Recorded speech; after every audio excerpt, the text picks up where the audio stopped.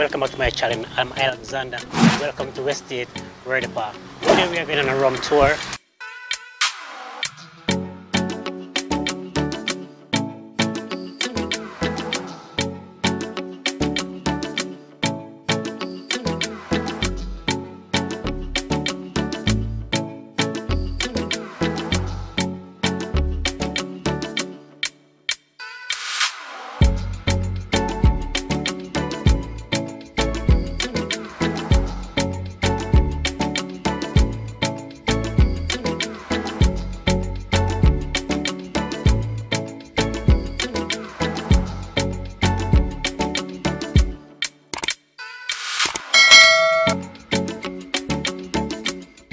Nestled in the Vale of the Widest, the estate sits on 1,200 feet above sea level.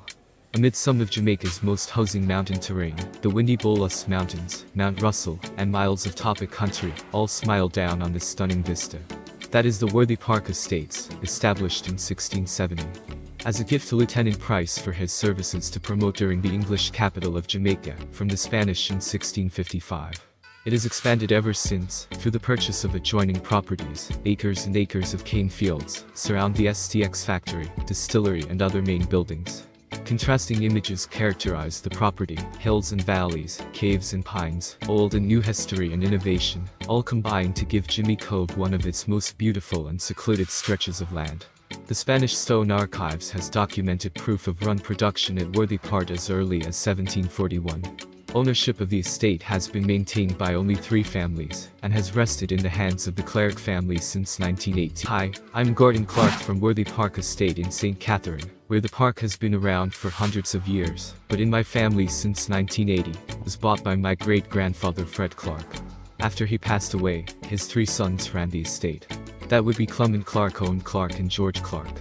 On the 3rd generation we have Robert Clarke and Peter McConnell as managing directors, and I'm in the 4th generation, and I'm the director responsible for the rum division, where the park has always made sugar, but in 2005, we built a brand new distillery, and our first product was Rum Bar White Overproof Rum.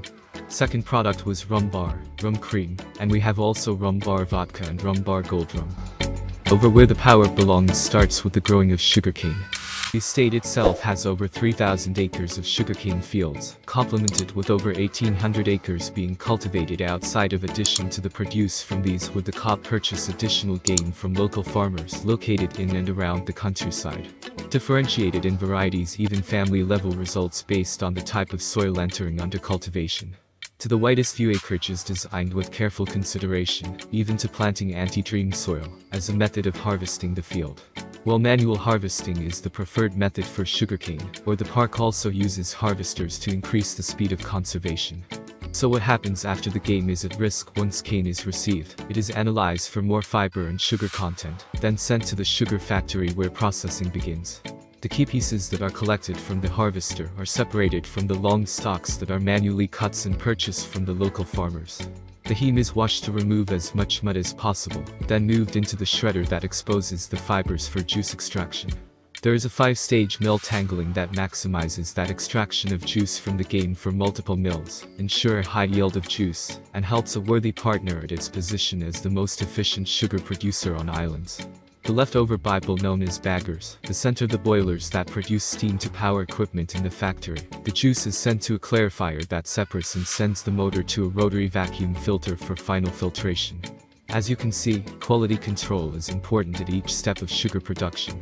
Once clarified, a 5 Visa series of evaporators become the juice into a syrup, where it is pumped into vacuum vans. This is where sugar crystals are grown. Different grades of sugar and molasses are produced, and they're sent into a centrifuge to separate the sugars from the molasses. The NV grids are commercial-grade sugar, and are shipped out to sea breeze. Sugar is remelted into syrup. The final molasses produced is then sent to the distillery for rum production, living the motto of quality and efficiency.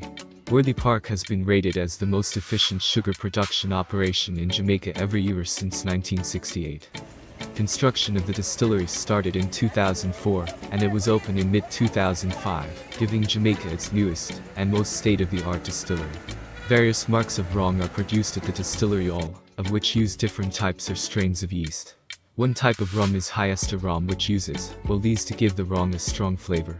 It is propagated in large wooden vessels made out of American white oak and mixed with cane juice, molasses, game soda, and other special ingredients for up to 3 months.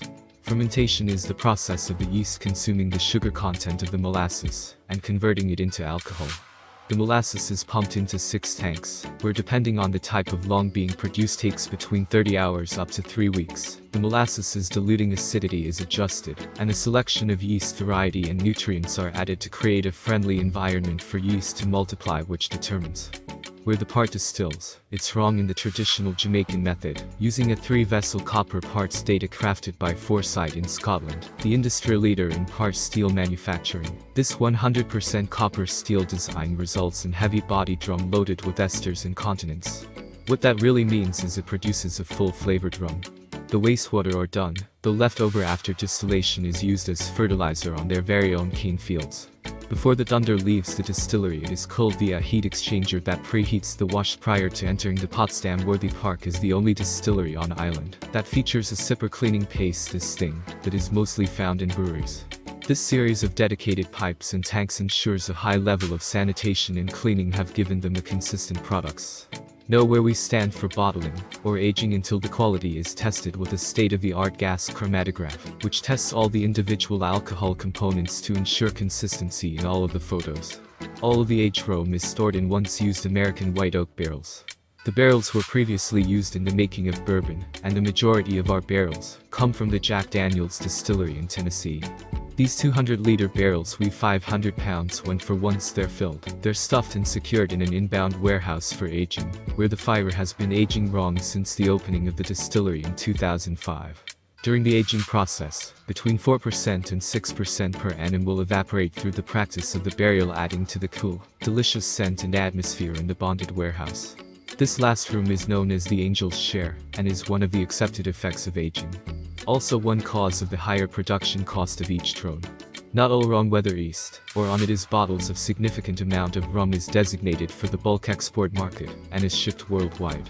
A small amount is sent to different local partners such as True Juice for using Calico Jack Rum Punch, and to Creamy for using their Romans and Ice Cream or Rum Bar products are bottled at the distillery.